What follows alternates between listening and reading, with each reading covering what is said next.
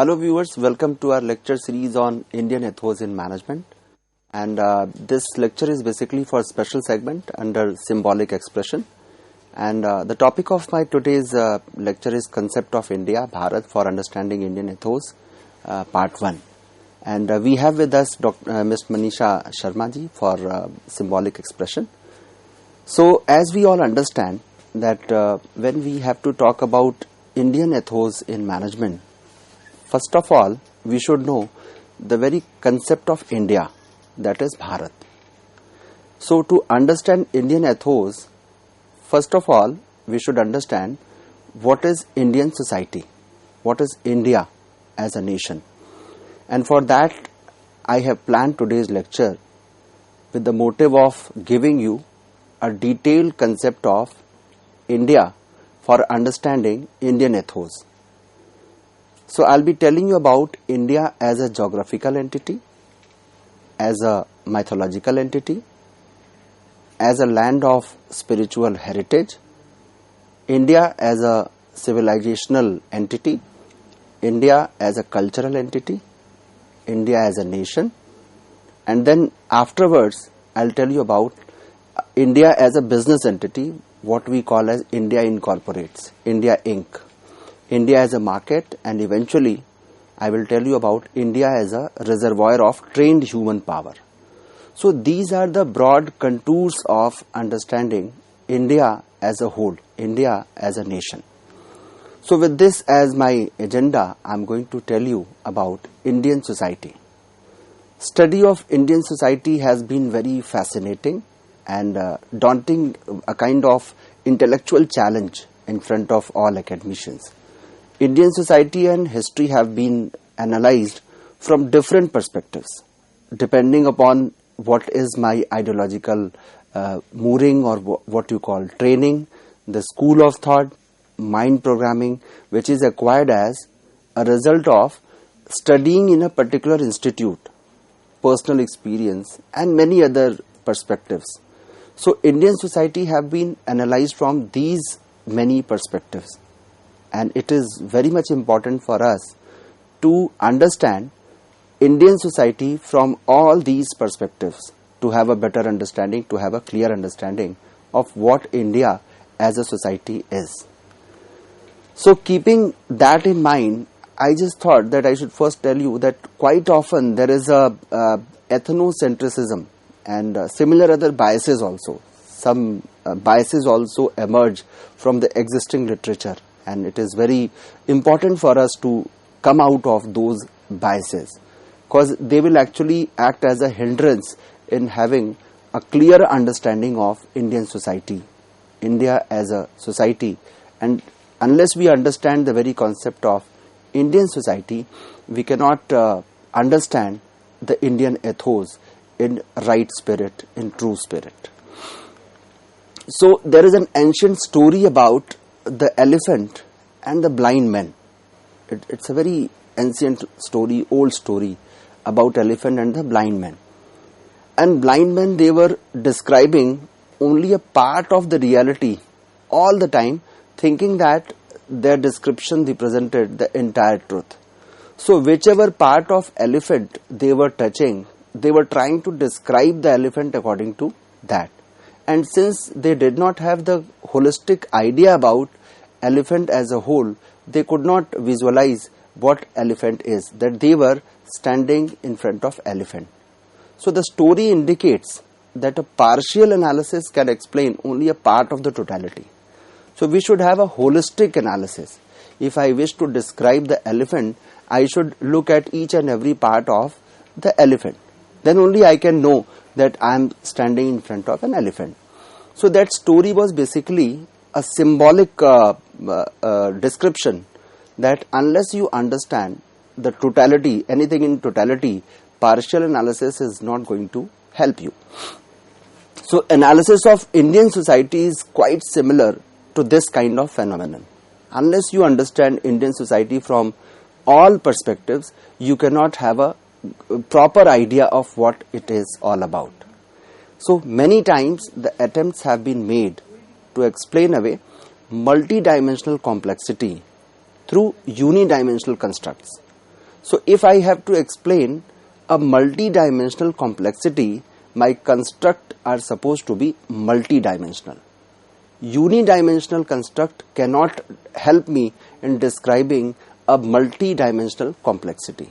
This is something which I feel that you should know before going deep into the very concept of Indian society. So let us talk about concept of India, that is Bharat as a nation. So it is an interesting construct to my mind, and depending upon the intellectual legacy that one has inherited, the idea of India could be constructed or reconstructed, if I believe the research by Khilnani in 1997.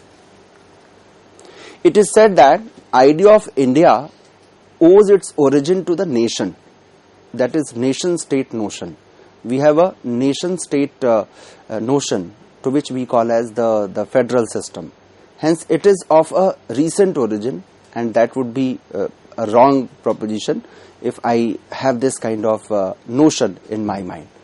So, to consider the idea of India, it was born only recently during the colonial period, is only a partial view about the concept of India.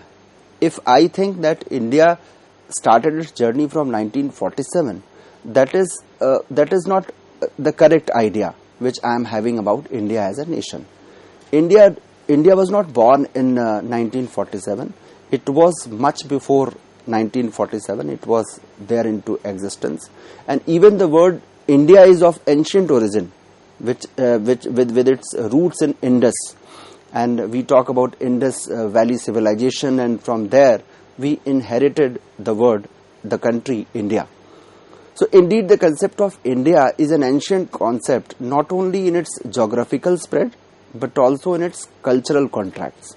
So if you wish to understand India, you should not look into its geographical spread only, but also in its cultural contacts, the spread, cultural spread what India as a nation is having.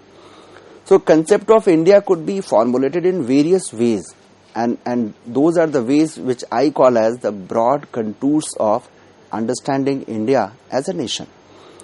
So in that segment, we would actually analyze India from different perspectives.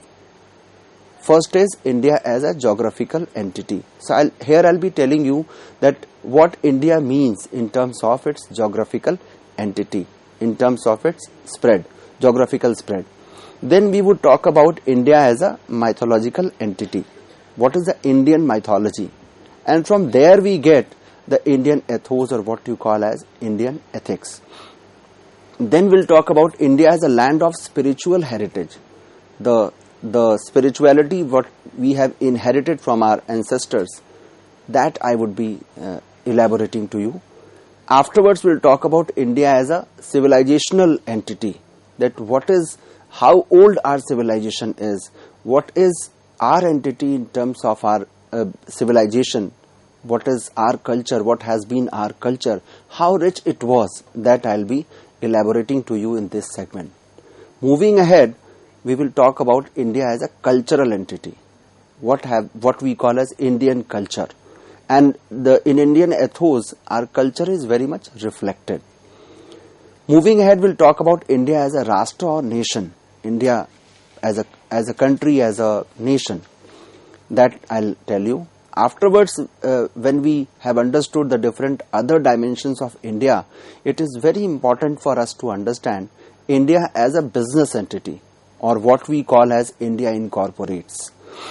And then India as a market, of course. India is a market for the entire world. Even the Western countries, they are looking at us as a biggest market for their products, and they treat us as a rich market in terms of our population. Of course, we are the biggest purchasers of their product. India as a reservoir of trained human power, the demographic dividend, what we talk about in terms of our young population, reaping benefit out of our demographic dividend, what you call as the young human power, what we have, that is human resource. And then eventually India as a confluence of thoughts, how rich we are in terms of our thoughtfulness. So India as a geographical entity has experienced changing boundaries and contours, and many a times in nowadays in some of the literature we find the term called Akand Bharat, where we find that the ancient literature describes India in terms of various geographical locations, and there are several references in the ancient shlokas to display the fundamental unity of India through cultural interconnectivity of various places from Kandahar to Kamrup and then to Kanyakumari. For instance, 51 Peeth Sthanas, they are mentioned in Sanskrit prayers. So those 51 Peeth Sthanas which are mentioned in Sanskrit prayers, they are basically giving a reflection that what was the spread of India in terms of its geographical locations, in terms of its geographical boundaries. And there are many passages in Sanskrit text which are presented in rhythmic form that enumerate the connectivity of various places which are spread. You find the spread of those rivers, those places which are basically defining the geographical spread of India as a country.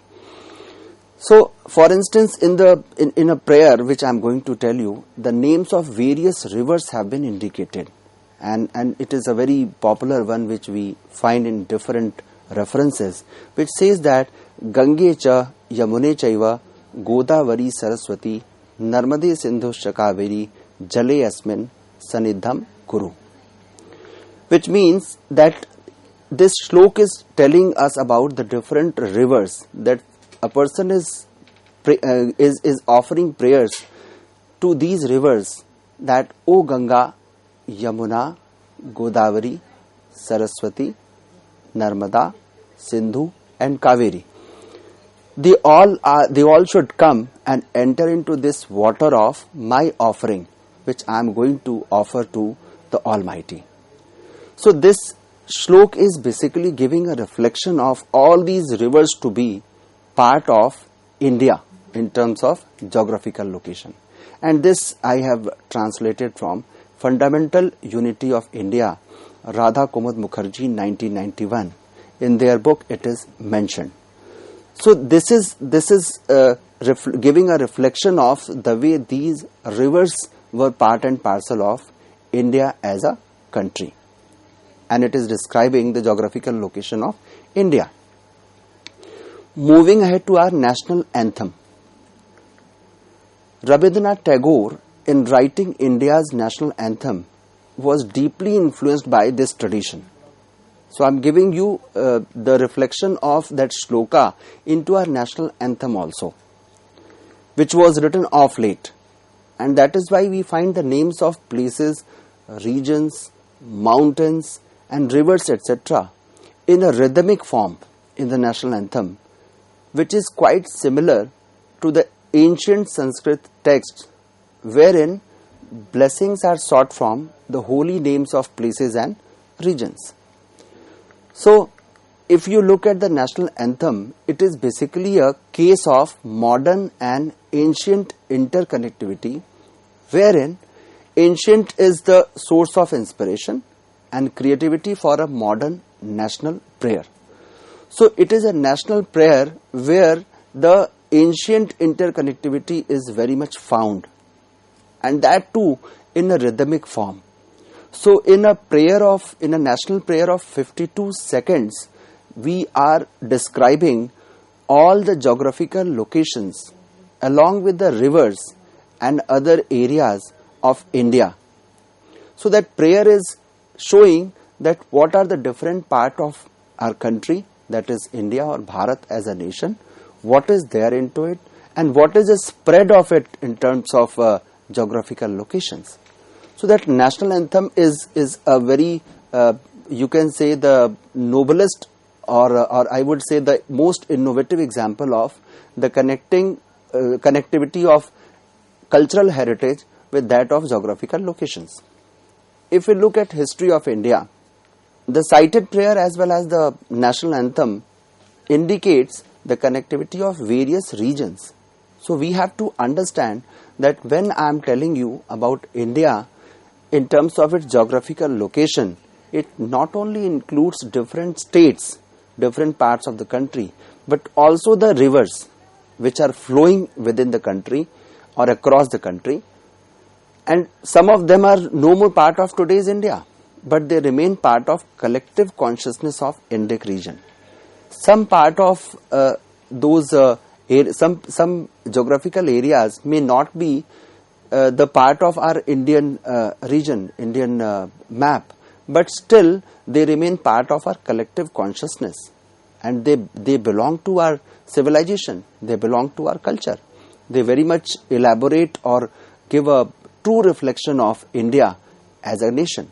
And indeed, the essential unity of Indian subcontinent, it has been at the core of emotional bondage, and this is also reflected in Indian mythology and history.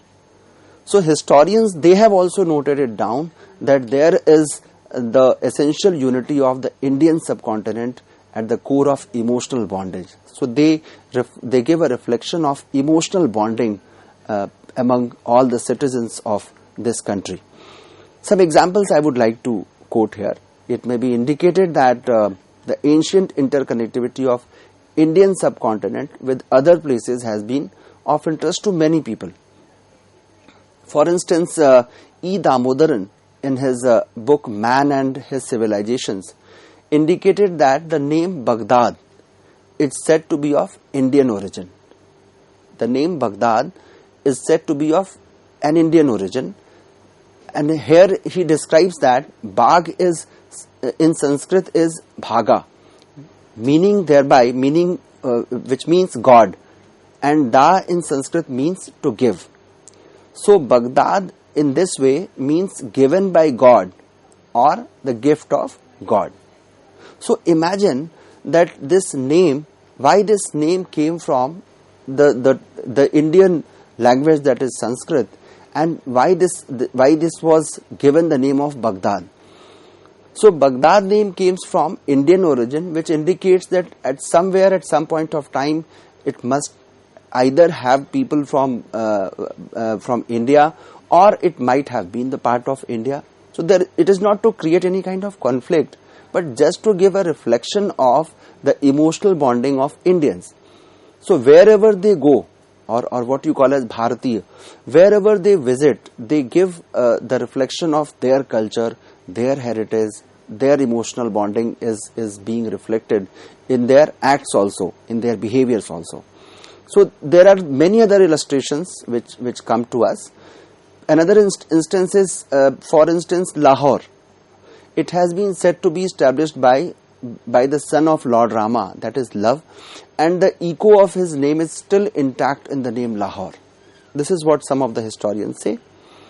And the name Rawalpindi still contains the word Pindi, which refers to the sacred stone. So we all know that it was also at some point of time it was part of our country, that is Bharat, and that is why, and later on it got separated. But still the name of the places, they belong to the Indian language, they give a reflection of Indian language. There are many such examples of ancient interconnectivity of the entire Indica region and Indica nations. If we look at the spiritual heritage of India, India is also thought in terms of land of spiritual heritage, and it is only because it has traditionally concerned itself with exploration of self, and thereby it has made significant contributions to spiritual knowledge. Further, it has been said that culture is that which cultures life. If I have to define culture, I would say culture is that which cultures life. It can also be interpreted as culture is that which nurtures life. And Indian thought and culture is rooted in this basic principle, which has also been articulated as non-violence. So this is what we call as the spiritual heritage of India, the beauty of the spiritual heritage of India. And indeed, as a cultural and civilizational entity, India has its own distinctive contributions. And in addition to contributing 0 to the number system, its spiritual, cultural and civilizational heritage is also at the root of the fundamental unity in the civil Indian subcontinent, and in many ways its civilizational heritage has also influenced the West also, Western countries. So my dear learner, in this way I tried to give you a glimpse of India as a geographical entity and what is there as spiritual heritage of India in this part of my lecture. I hope you must have understood and enjoyed today's lecture of mine. Thank you so much.